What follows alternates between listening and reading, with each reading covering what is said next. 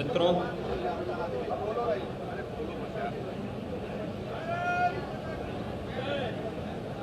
आज भारत माता के महान सपूत भारतीय जनसंघ के संस्थापक अध्यक्ष डॉक्टर श्यामा प्रसाद मुखर्जी जी की पावन पुण्यतिथि है।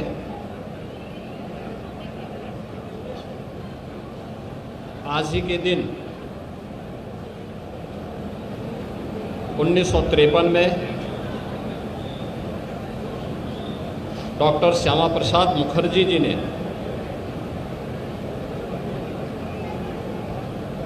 अखंड भारत के लिए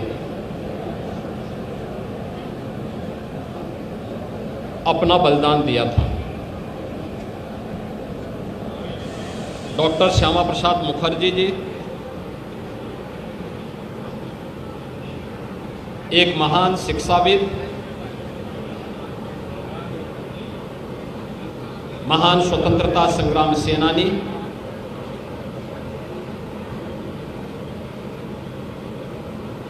और एक भारत श्रेष्ठ भारत के स्वप्न दृष्टा थे। स्वतंत्र भारत में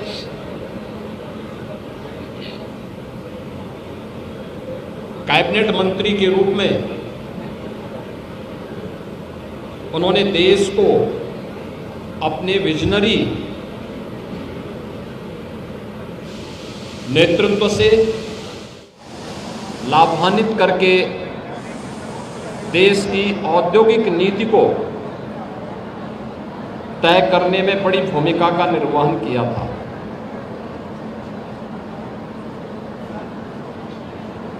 देश के अंदर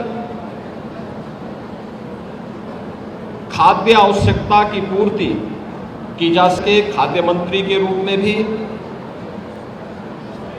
स्वतंत्र भारत के पहले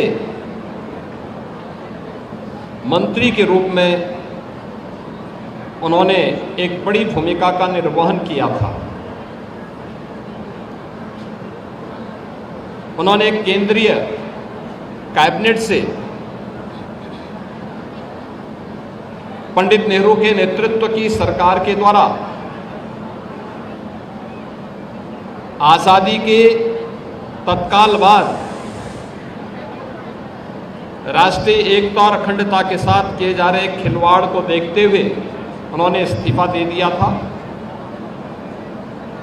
और भारतीय जनसंघ के पहले अध्यक्ष के रूप में उन्होंने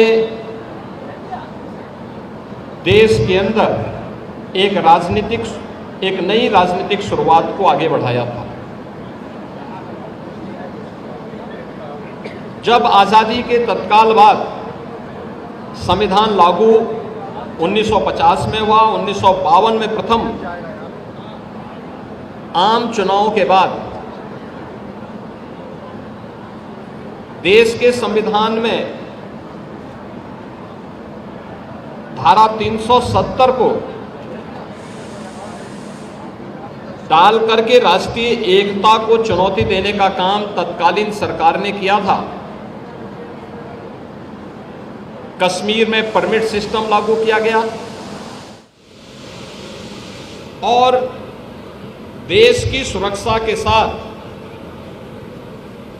राष्ट्रीय एकता और अखंडता को स्वयं सरकार में बैठे हुए लोग ही चुनौती देने लग गए थे। तब एक देश में एक प्रधान, एक विधान और एक निशान का उद्घोष करते हुए डॉक्टर श्यामा प्रसाद मुखर्जी जी ने कश्मीर में प्रवेश किया था। उनको गिरफ्तार कर दिया गया।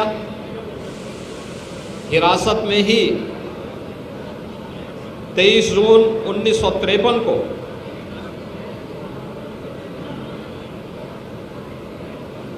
जम्मू कश्मीर के जेल में उनका बलिदान हुआ।